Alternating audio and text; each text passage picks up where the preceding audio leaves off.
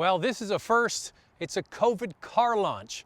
We had a Zoom call with the executives and the planners from Subaru Canada. Then we went to the dealer, picked up the car, and they sent us on our way. A touchless experience. So here I am on my own doing this all new, or I should call it facelifted Crosstrek. So the Crosstrek came out in 2013. They brought us an all new model in 2018. And here we are a couple of years later and they've given us a facelift. Now, the one you're looking at, this black one here, is called the Outdoor model. Last year, if you're following along, Subaru brought out an outdoor model of Outback with the more powerful turbocharged or XT engine. And that has sold incredibly well. I asked them at Subaru, I said, how is the XT model selling? They said the majority of people are choosing that more powerful Outback, and it makes a lot of sense. So what have they done with Crosstrek? Well, they've given it a similar treatment, but more importantly, they've added more power. There's now a 2.5-liter boxer engine under the hood, giving you more grunt, more power, and that's what this car really needed. So I tell you what we'll do. We'll go in, we'll go for a drive, I'll tell you about the changes outside and inside, but more importantly, how does it drive? This video is brought to you by Car Cost Canada. Get the dealer's cost, list of rebates, plus discounted interest rates. Use the promo code MOTORMOUTH to become an expert member and get extra searches. The link is in the description below. Accelerating away, and there's still a CVT at play here, friends. But you don't have to buy a CVT. The nice thing about Crosstrek is Subaru offers 3 trims with a manual transmission. So they're helping to save the manuals. The all-wheel drive system is different. It locks 50-50 front to back if you get the manual transmission. The vast majority of people buy the CVT. And when you get the 2.5-liter, you also get a different transmission, a unique transmission that has a switch here on the steering wheel. When you hit it, it goes into a sportier profile, and then you hit it again and it goes to the sort of default system. At least that's being offered, and it is something different for this engine. So what you have is 30 more horsepower. 152 horsepower is the standard engine, and this 2.5-liter goes to 182 horsepower. Now, is this land speed record holder? No.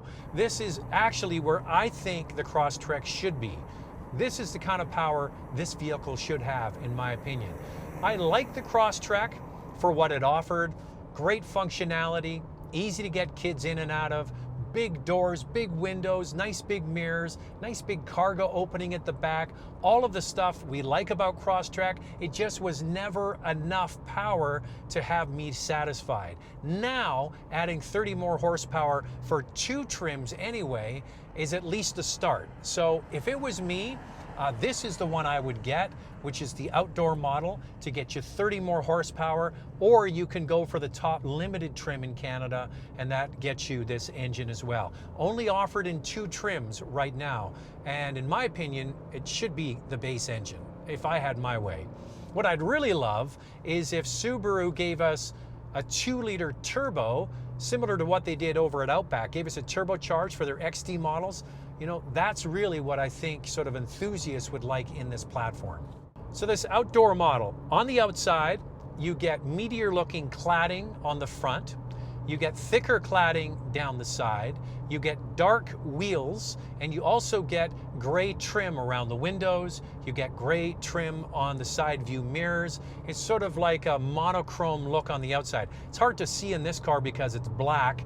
They have this new bright yellow trim, which is only available on the Outdoor model, and it kind of replaces the orange. Orange is gone, yellow is in. And if you want the yellow, you have to get the Outdoor. And as I mentioned, it would be the one I would choose just based on the fact of the price and the engine. So all CVT equipped cars in Canada come with Eyesight as standard equipment, now upgraded to include lane trace, keeping you in the center of the lane, which I find a little bit over nanny-ish. A bit too much nanny action for me. I know how to drive in the middle of the lane, but there you go, you can turn that off if you like. Now, what do you think of the inside with the yellow accents? So previously they had orange accents in Crosstrek. Now for this trim anyway, they've gone with the sort of bright yellow on the steering wheel, the stitching, the shifter, the dash pad, and also the seats here. You see Crosstrek in the yellow. And these seats on the outdoor model are the two-tone pleather.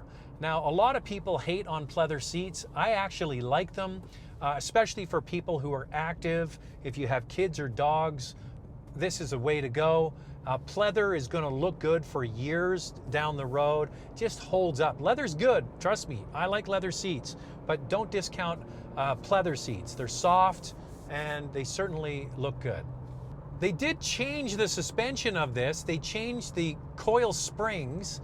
Now, Subaru didn't have a lot of detail on that today. They just said that they've changed the coil springs. So I'm not sure exactly what was accomplished there, if it's smoother or not. I gotta tell you today that I find over some bigger bumps here driving along through the mountains that it's comfortable and quiet and refined and not jarring. So I think the ride quality is good.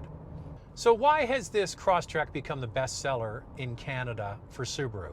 Well, first of all, it's the price. It starts right around $23,500, goes all the way up to $34,500. There's 3 manual transmissions.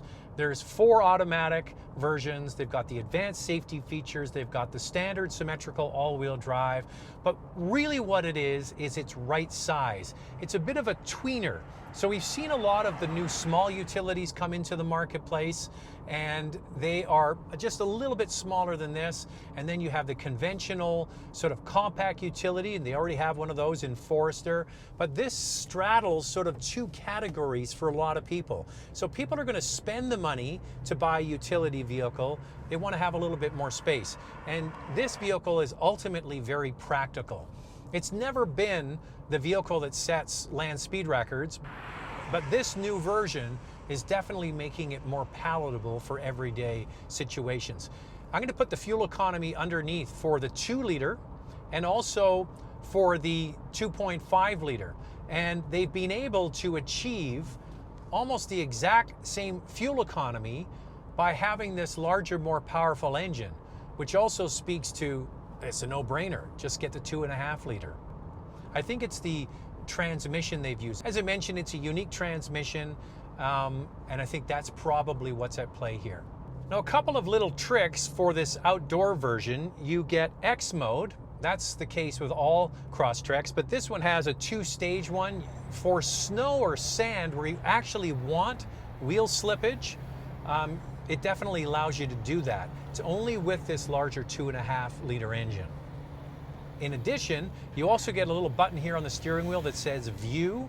When you hit that, the front camera in the grille is projected onto the screen, and that allows you to look over obstacles when you're off-roading. You can't see over something, over a crest of a hill. You can do that with the front camera. Now, Subaru thinks that it's going to be about 15 to 20% of the people that buy a Crosstrek will buy this outdoor model. I think it's going to be way higher than that. I think just based on the engine and based on the price that they're going to sell a lot of these. I mean, a lot.